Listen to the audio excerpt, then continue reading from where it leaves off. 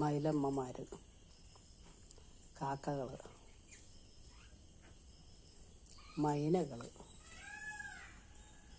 അണ്ണാമാർ.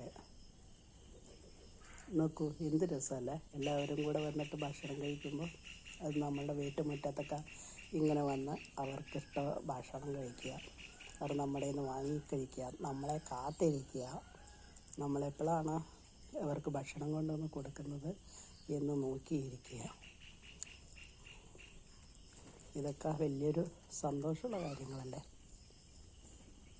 എന്നും ഇവർ എനിക്ക് വേണ്ടി കാത്തിരിക്കുന്നു.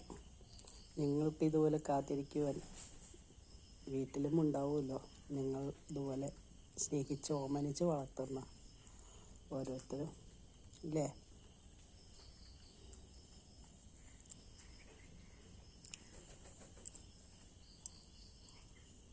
ഇന്ന് ഇതൊക്കെയാണ് എൻ്റെ വീഡിയോയിൽ. നിങ്ങൾക്ക് ഇഷ്ടപ്പെട്ടുവെങ്കിൽ ലൈക്ക്, കമൻറ്റ് പറയൂ കേട്ടോ. സബ്സ്ക്രൈബും ചെയ്യണേ.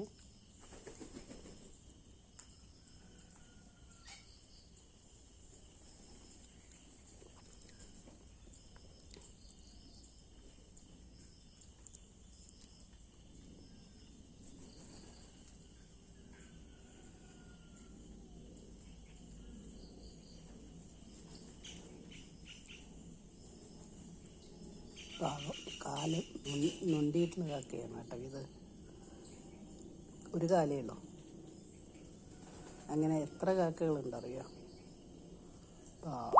അവർക്കൊക്കെ ഭക്ഷണം കിട്ടുമ്പോഴുള്ള സന്തോഷമുണ്ടല്ലോ.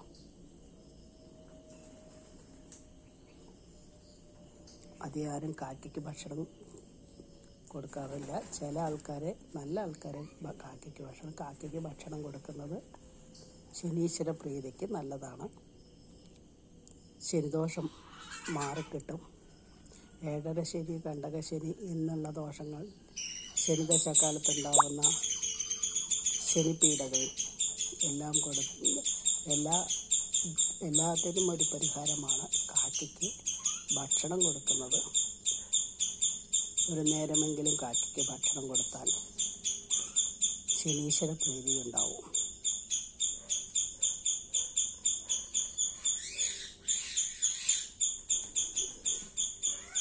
ശനീശ്വര പ്രീതിക്ക് അതുപോലെയാണ് എള്ളുക്കിഴി അമ്പലങ്ങളിൽ ചെയ്യുന്നതും. അല്ല, വീടുകളിലും എള്ളുക്കിഴി കത്തിക്കാട്ടോ ശനിയാഴ്ച ദിവസങ്ങളിൽ. അതിൻ്റേതായ ശുദ്ധിയോടെ ചെയ്യണമെന്ന് മാത്രമേ ഉള്ളൂ. അമ്പലത്തിൽ പോയി ചെയ്യുന്നതാണ് ഏറ്റവും. അയ്യപ്പൻ്റെ അമ്പലത്തിലും നവഗ്രഹ ക്ഷേത്രങ്ങളിലൊക്കെ എള്ളുക്കിഴി ഉണ്ടാവും.